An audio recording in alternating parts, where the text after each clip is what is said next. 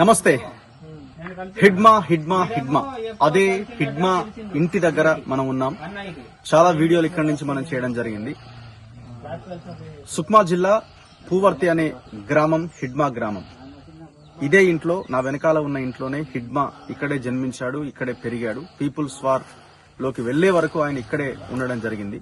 17 సంవత్సరాల వయసులోనే ఆయన పీపుల్స్ వార్ లోకి వెళ్లి దాని తర్వాత ఆయన సెంట్రల్ కమిటీ స్థాయికి ఎదిగిండు.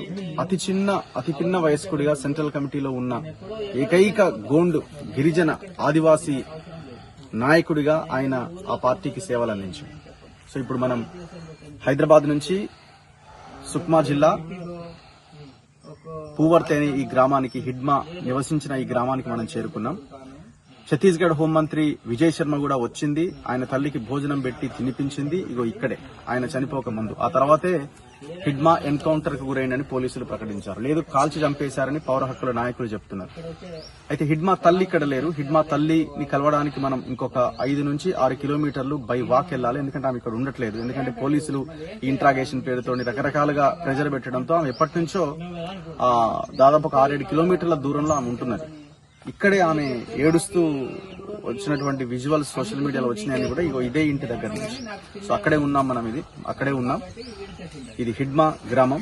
ఇక్కడ నుంచి మనం చాలా వీడియోస్ ని